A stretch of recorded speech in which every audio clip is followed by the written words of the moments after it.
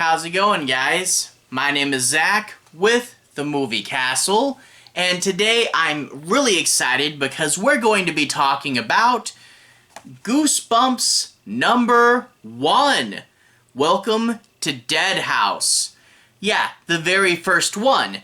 This was written in 1992 by R.L. Stine, and it began the whole series, which is really, really cool.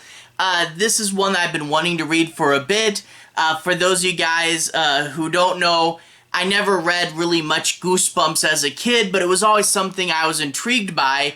And when I grew up, I kind of felt that a lot of R.L. Stine was this big hole in my horror knowledge, and I really wanted to go back and read some of the books, and everything I've read so far has been pretty fun, but it was always something I was curious about.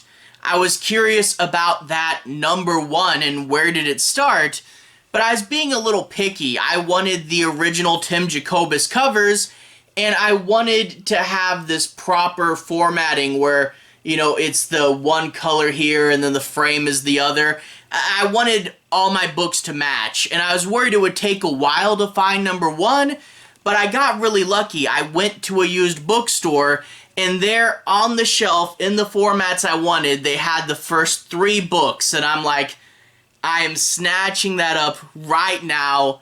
Super, super lucky. And I do have to say, this is a really good book. I think it's one of my favorites that I've read so far, and it's really cool. I can see why this series took off, why it got off the ground. It started off really strong. It's a really good, you know, kind of tropey haunted house story. A family inherits a haunted house from an uncle they never heard of. The kids start to see things, and overall it kind of feels like The Conjuring, but for kids. But that being said, still scary. And I do want to emphasize, I think R.L. Stine would say later that he would kind of fall into the Goosebumps groove after a little bit and learn to really balance it out with the humor and you know, what he could say and do. But I think the early, the first one, you know, coming off those Fear Street books, I think it was a little scarier than he'd let the rest of the series get to. And I'm not saying it's too bad or kids can't take it, but I'm saying it's a little more intense than you might expect. There's a really fun, super scary dream sequence involving skeletons. That was pretty cool and creepy. And then it does build up to this really big, super fun climax. And I really did like when it was revealed what was going on here. This really fun, crazy plot. What are the dead up to? You'll see. And I guess let's go ahead and talk a little bit about that plot. I'm not going to be doing any major spoilers, but I do want to say my piece on a few plot points and make sure you guys have a basic understanding as to what the book's about. We open up with them checking out the house with the realtor. We find out the dad had an uncle that he didn't know about who left him this house, and the brother is staying in the car because he really doesn't like to move, and the girl's looking around the house excited, and it's this nice, you know, it's not a huge mansion, but it is a nice old school haunted mansion, which I really do love the cover image for, this door cracking open. And they go back after visiting with the realtor to go and pack up and say goodbye to all their friends. And I really do like the kind of honesty about moving here. I find that a few times in Stine's work, you know, there is, you know, fun, cartoony horror stuff, but he also does try to throw in some honest characters and some honest moments. And especially reading through Fear Street, there's so many people in the Fear Street books that I can say, yeah, I knew a guy like that. But with this one, honestly talking about moving, you know, being a kid, you don't have that much control of your life. There's someone who's your best friend, and you're like, well, try to stay in touch. I'll call you, okay?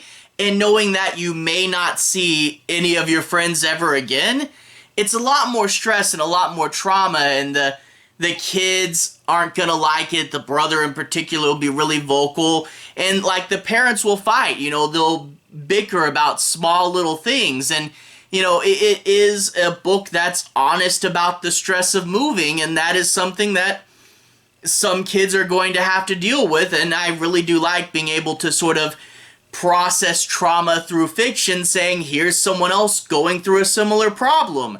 But there's also fun, wacky horror stuff too, you know? So I really do like that.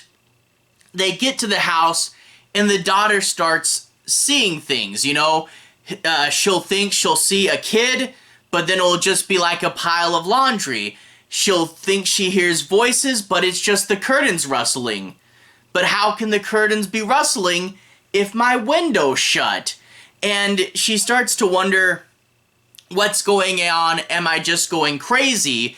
And the parents are going to be trying to get them out of the house to explore the neighborhood. And I really do like this town. Dark Falls, really a good bit of atmosphere.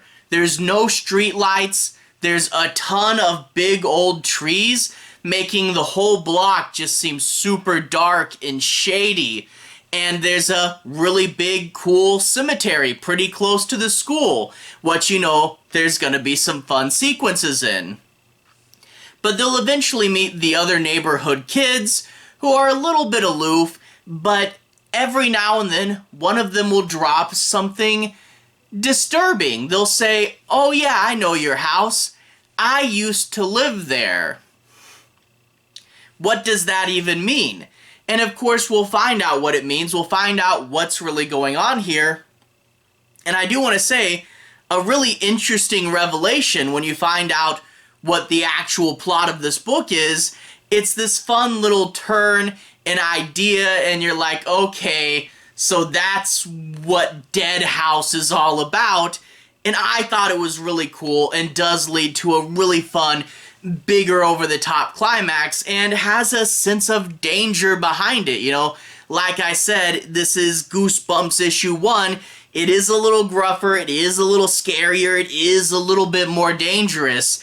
And you know, I like wasn't too scared to sleep without the lights on or anything, but I did, you know, get that bit of intensity there that, you know, I really thought was pretty cool, you know? It's doing this fun haunted house stuff, not going so far so that it can't be for kids, but still going, I think kids can take it just a little bit scarier, right? And overall, I really did like this book, and I really did have a blast with it. Cool plot, cool scares, good dark and shady atmosphere from the house and the village.